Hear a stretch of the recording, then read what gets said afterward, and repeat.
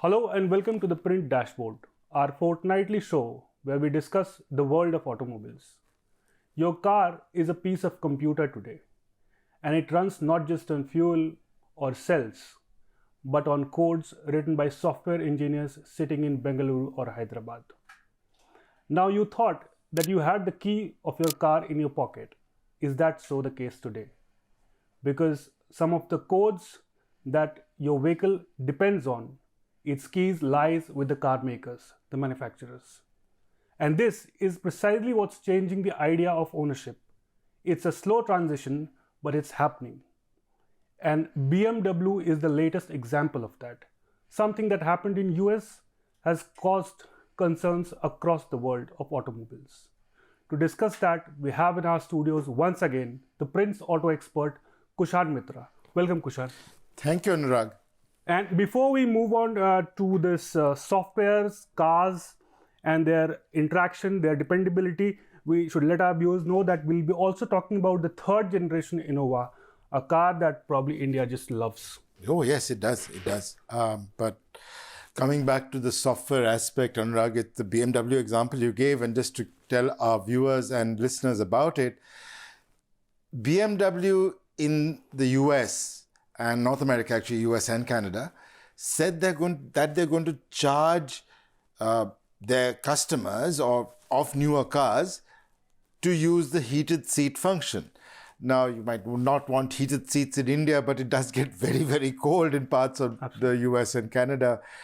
And customers got very upset. They said, we've already bought the car. The functionality is there in the car. Why must we pay extra? And Mercedes has also now said they charge extra for higher rates of acceleration. The question is obviously what next? And there was a backlash, as you had mentioned in your previous column about Yes. when you mentioned BMW and technology and software. And Yeah. cars. So it's can we say that it's also new for a Western market where the technology curve is way ahead when compared to the Asian, particularly Indian markets. So even the buyer there who is used to now using a lot of tech on their car, they are aware of the fact that this is a new thing that's coming in, new model of sales or maybe transactions. Oh yeah, it's like let me give you the example. I mean, all of us can we've worked in newspapers, and you have page layout software. Now you can get a demo model of the page layout software, but to unlock features on that, you'll pay extra, right? You subscribe to it or you pay extra for, even though once you download the software, all those features are there, but you got to unlock them. You get those also with, say, a free app on your phone, but you got to pay extra for the, or even a game, right? You pay extra to, get special characters. But a car, for over a century, we've bought a car straight that's come out of a factory that has certain features. It has this engine, this much power, these, 4 tires. It's set in stone. I mean, it's not as if cars haven't had software. You've had electronic control units running the engine now for about a quarter century. Right. And people always modded them, but this sort of stuff where you have to subscribe for certain features on a car is it's sort of trying to change. So how do you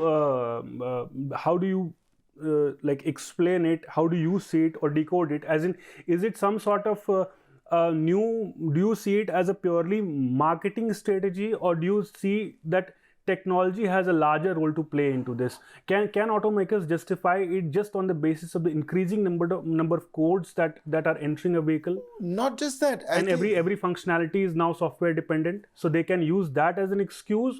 Okay, let me put it like this. Companies are trying to change the way they are named. You're now seeing car companies not being car companies anymore, but they're calling themselves mobility companies. And this is across the board, whether it's a Hyundai, whether it's a Ford, whether it's a Tesla.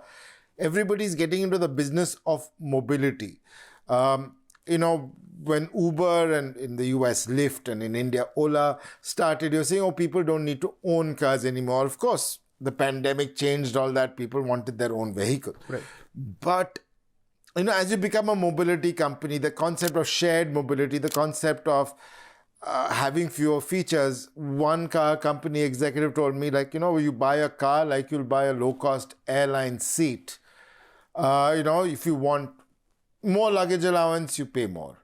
Right. If you want, yes, the seat will get you from, say, Delhi to Mumbai, but if you want 25 kilograms of luggage, if you want a meal, you pay extra.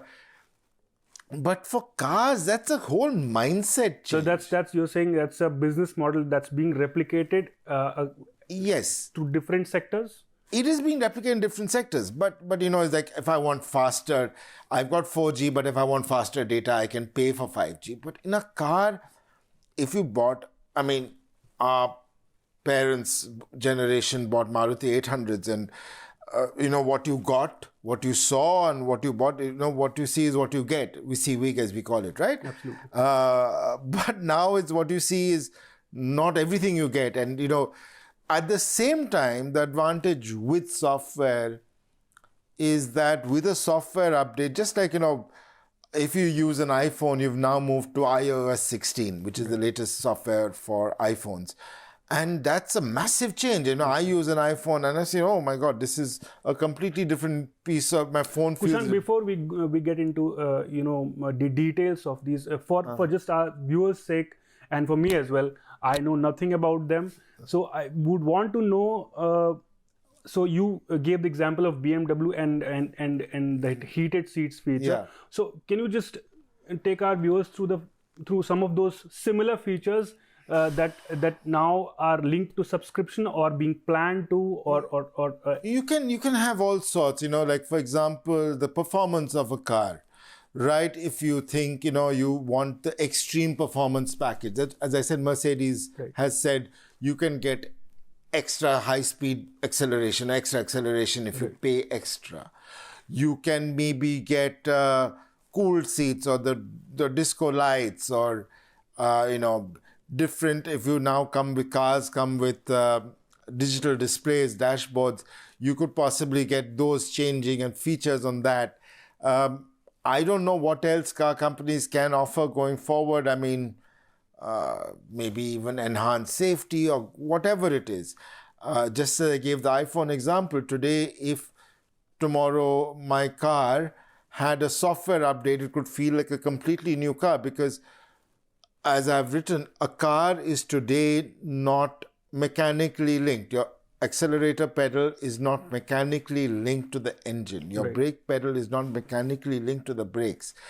Everything is drive-by-wire, just like, an Airbus A320 or Boeing 737 is fly-by-wire, where there is no mechanical linkage between the flying surfaces and the pilot, what the pilot does. Right. Everything runs through a computer. Right. So you could see a massive upgrade in performance just through a software update. This is very interesting because it also, brings the other side of the. It's like it's on the flip side. Like you talk about mods in your column, and if we consider them as, if you put all of this into the category of mods, then our companies also, would it be wrong to say that they are targeting, they're not willing to let the customer go outside the ecosystem, yes, their own ecosystem? And this has been a huge problem in many parts of the world, where the right to repair has become a huge thing. And it was first a big thing with phones. Right. For example, many phone manufacturers, particularly Apple, made it a problem for you to go out to a third-party vendor and get your phone changed or repaired. They were linking if your screen cracked and you went to a third party, you couldn't just put another iPhone size screen because the screen had a little piece of chip inside. What if a car company says, even for something like a fender or a bumper, right? Your bumper, you damage bumpers all the time, as everybody knows. Right. What if a bumper has a chip and you cannot go outside a Maruti or a Hyundai or a Tata dealership to get those changed? Because it will not work, it will not accept it, the car may not start. Or even the warranty issues for that. The warranty issues as well. So what if of course, there is a Supreme Court ruling in India that prevents physical modifications to a car. That's against the law. But what if the car manufacturer locks your car because you have, or doesn't let you start your car, I meant, if you put a, third-party bumper? So we need to think in that direction now, really. It may not happen for another 10 years, Yeah. but definitely this is a sort of, unless the policymakers, that is government sitting in the US, in India, everywhere, think of things like the right to repair. Because what you just mentioned is something that for most buyers, most drivers on India's roads, it's something that it'll take them time to understand it. It'll hit them with some new reality that you have a key with yourself, but then someone else also has access to your vehicle. So that's what if? I mean, I know there was a controversy recently. I mean, people had bought phones from second party sites and they said those phones were locked because you're paying an EMI on your phone, and an e-commerce company was locking them unless the EMI was paid, and people said, I didn't know this phone was like that. But think about it, most people buy a car on EMIs. I believe 85% of cars sold in India is on some sort of loan or another. Think about it, what if the bank has a direct link to your car and you haven't paid your EMI? Of course, if you miss 3 EMIs, you're considered delinquent. What if the bank says, okay, fine, we'll just lock your car? You are locked out of your car because, of course, there is EMI fraud. But what if tomorrow the government says, oh yes, Anurag, you've been speeding, you've been driving above 120 kilometers an hour, you are, that's not right. We are locking you out of the car, or we can do that. What if the government wants that data? What if all the sensors on your car now, your car has multiple sensors, multiple cameras. What if somebody hacks into your car? Right. So you're saying this also brings to fore the issue of privacy, security, yes. And ethics. Do you think it's ethical on part of manufacturers to have locked a feature inside a car despite having put in place the requisite physical infrastructure, like to unlock a certain feature? Everything that the vehicle physically needs is there, but then a certain code has to be typed in to activate it. So do you see it's a problem area for? It is a problem area. It's a problem area that I think our policymakers have not recognized as yet, because they think of cars as old-fashioned, but cars, as I've said, are increasingly becoming pieces of software. I mean, you can consider a car hardware, but just like you don't consider your phone, your smartphone, necessarily just the hardware. Of course, the camera is fixed, but the phone is software. As a software update can change it, it's like that. And I think our policymakers have to consider this. And they should also consider security risks. Incidentally, in China, despite being Tesla's largest market, Tesla cars are banned from Communist Party offices. Now, thank you for bringing up Tesla, because I was reading it somewhere and it said that is there something that's linked also to the perception of the brands? Because Tesla itself is offering, and you did mention it, I think Tesla itself is offering self-driving features for additional premium. So customers are willing to pay that. They are okay with it, but not with these traditional brands such as BMW or Mercedes. I don't think it's just that. Self-driving is something new altogether. Heated seats is not. Acceleration is not. Self-driving, do I necessarily want it or don't want it? I mean, and I have, thanks to my brother-in-law in the US, and I visited him before the pandemic, and I went in his Tesla Model 3 in Seattle, and he showed me the autonomous driving. It's freaky. I've been in a Ford vehicle as well, once in Detroit, where it drove itself around crossings. I'm not so sure autonomous features will work in India, but autonomous driving is something new. It's something fascinating. People might pay extra for it. Okay. But for traditional features, not just traditional brands, I'm sure if BMW, Mercedes, Audi, if the bigger brands offered autonomous driving, and you say to enable autonomous driving, you got to pay, $100. So it's also about the kind of features that are being locked or unlocked. Yeah, it's the kind of features. Do I want my car to have dancing interior lights. Many cars now have very fancy ambient lights inside, but do I want them to dance to my music? If I want to make my car into a nightclub, maybe that's something I'll pay for if I was of that frame of mind. But it's not something that, if a 60-year-old buyer would want. So has India seen a similar example like the one that we started off with by I don't think we've seen similar examples. I won't be surprised if some of the electric two-wheeler manufacturers such as Ola and Ather start maybe offering some sort of subscription packages to advanced features going forward. Right. Like, extra range or something extra acceleration. I won't be surprised if they do. But it has to be something that I should be willing to pay for. What do you think? Does it depend on individual buyers, or do you think there should be a basic checklist of features that should go without any codes associated with it? I think there should be a basic checklist of features anyway. I think many people don't want a subscription. Like with software, I buy it once, it's done. Like, if I bought a game, I don't want to pay a subscription fee every month. But, subscription revenues are a big deal nowadays in software. It's a big deal. You pay Apple, you pay Netflix, right? They look at your subscription.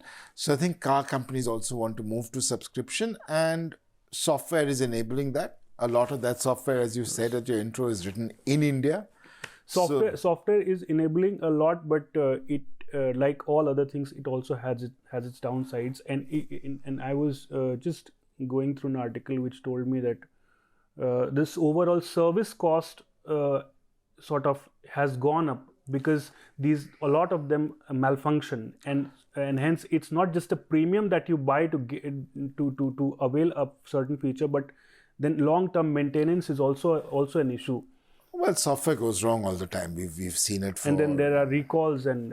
Those are. But what's also fascinating is right now to be a automotive engineer is also changing. Right, earlier you had to be a mechanical engineer. Now you have to be a mechanical engineer and a software engineer. I was talking to an executive from Mercedes-Benz India during a recent drive, and he said you got to do mechatronics. You have to do both. You have to understand how software works and how it works a machine. Right now, at least, there's a lot of software running in cars which have a traditional engine. So, and the biggest risk to me, coming back, is your car can be hacked into. Right. So what if somebody hacks into your car and causes an accident? What sort of protections are there for that? And I genuinely don't think we have thought of this, and we have to think of this. The governments, not just our government, but the government. These are regulations, just like Because I think I sort of get what you're trying to say, because we are talking privacy in other areas. But we don't associate automobiles at all with privacy, No, and because all these software enhancements and introduction, if I can recall correctly, they all started with a sense of introducing safety to the vehicle, and now it's slowly moving towards the privacy aspect. There are privacy aspects, there are data security aspects, there are all sorts, and honestly speaking, while car makers and say, we are doing this for your benefit. The problem with car makers or any corporation that eventually is a capitalist corporation is, money does come first. And therefore, these have to be regulated by government. And, there are every year 3 million cars are sold in India. Our market is growing. These cars will increasingly have software. So you're going to see software even on your entry-level cars. Huge advancements, so things like that. So because India hasn't had a lot of experience with these subscription-based, features for customers, and in some of the Western markets, I think this BMW thing was rolled out in a lot of European markets. Has something on regulation been coming up in those markets? Not really, not that I've seen. I think it's also new for many Western regulators. But the reason I'm saying India has to consider this and start thinking of it is because India is the world's third largest automotive market. We are the world's largest two-wheeler market. So we have to think of this. If we don't, you don't want to, if you think of this in advance as these features start getting introduced, you can actually set up very sensible regulation. And then I've always said that doing regulation post facto is always tougher. You're saying we have to be preemptive. We have to be slightly preemptive. That makes sense. Now, to the promise that we had in the beginning of the episode, Kushan's views on Innova third generation. All right, so I want to be quick about this. I just was in Bengaluru, outside Bengaluru, driving the new third generation Innova. It's called the Innova Highcross, this particular model, because it's a hybrid engine. And we've spoken about hybrids earlier on this show. It's very, very economical. I drove for about 70 kilometers around the hills outside Bengaluru, Nandi Hills, if you guys know that part of the world, and the back roads and the highway, the National Highway 44 that, connects actually the main north-south highway in India. So did highway, did a lot of urban driving inside Devanhalli. And the car was quite nice. It's a completely new car. It's not using a ladder frame construction anymore. It's a monocoque, which is the way many small cars are built. The way to think of a ladder frame is like a skeleton, and a monocoque is like an exoskeleton like insects have. But monocoque allows the car to be lighter as well as safer, actually, and easier to make. And it also actually, because the monocoque, you are the squishy part inside the car that the car is trying to save. So exoskeleton is a good thing. It's a lot lighter. The car felt a lot lighter to drive because it's 200 kgs lighter than the Innova Krista. That was, it wasn't very powerful, but the hybrid system works. It's very quiet when you start it up because the engine doesn't start. So it's running on EV mode. The electric battery can keep the car going for a few kilometers. So if you're doing a short commute to the market, you could be in full EV mode and you get great fuel economy. Toyota has said that the ARAI, that is Automotive Research Association of India, which is a nodal body that certifies fuel efficiency on cars, has said the car will get 21 kilometers per liter. So that's quite nice. I got 17.5. And keep in mind, it's an Innova. It's a very big car. It's 3 rows. The top-end model now has a panoramic sunroof. I'm not a big fan of sunroofs, as you know. Yeah. And it has an 8-way electric seat. So it's very comfortable. And I think the Innova, they've sold 2.6 million Innovas across India and the rest of Southeast Asia, Toyota.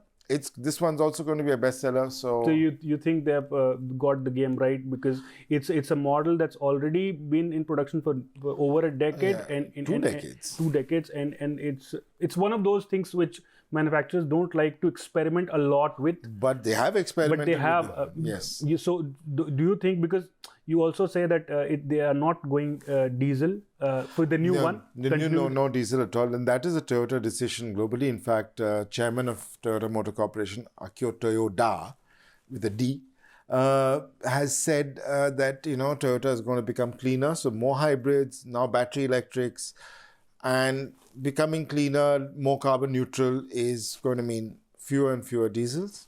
Because a lot of sales in India particularly would have come from commercial, the diesel engine. Yeah. Most Innovas are diesel Innovas. As you see, all of us have been in Innovas because they're going to the airport. Any taxi you've taken over the years, I've taken hundreds of Innovas, I'm sure. I'm sure taxi operators will not be happy, but Toyota India has said that the old Krista with a diesel engine will continue to be sold for the time being. God knows how long that time being is, but it will be sold. But they feel that even commercial operators will see the efficiencies of the hybrid Innova, the Highcross, and gradually start shifting. And honestly, with a fuel economy of 20 kilometers per liter, I see why not. I don't see why customers will want a diesel if you can get the massive efficiencies of a hybrid. It helps reduce carbon. But with all hybrids, the case being that they sort of push the envelope a little too much and make it a bit more pricier. Yes. Does that also happen in case of Innova? It does. It'll be probably pricier. We don't know the final price. We haven't been told of the prices yet. Okay. I mean, honestly, I drive a lot of cars, and most of my friends never call me. You know, I drive a fancy car somewhere in Europe or America. Nobody calls me. I drove the Innova. I posted a picture of it on Twitter and on Instagram yesterday, and I got 10 phone calls in the space of 1 hour from friends who just had seen it on social media and saying, and also a sign of my age, I guess everybody in their 40s is buying an Innova for their kids or whatever. They are saying, how's the car? It's actually uncanny. I genuinely don't, if I drive an Alto, nobody will call. If I drive a BMW M5, nobody will call. But the Innova, I actually genuinely got a lot of people calling up and saying, how is the car? So the price will be higher, but people are willing to pay that because they know not only fuel economy. I think at least in urban areas, there is an understanding that, fuel efficiency is important. Burning less petrol is important. As I said, many of these buyers have children. And if you live in Delhi, the air quality is again declining right now. So you know that Innova that is running on, 4 or 5 liters of fuel for 100 kilometers is going to be far cleaner, far gentler to the environment, is not as efficient, is not as clean as an electric car, but it's a hybrid is still cheaper than electric cars. So you're saying it's taking all boxes that... Oh, yeah. It ticks all. Most importantly, for people who buy Innovas, I guess you don't drive it yourself. It's a very nice car to drive, but I really like the seat at the back. It's like a, nice business class seat on a domestic airline. It's nice. I and guess for comfortable. a long-term review, maybe we'll have to wait a bit. Our viewers will have to wait. I'll try and get a long-term car and review it in the coming year. But yeah. Yeah. With that, we come to this episode of the Print Dashboard. Hope you like it. Thank you, Kushan. Thank you, everyone.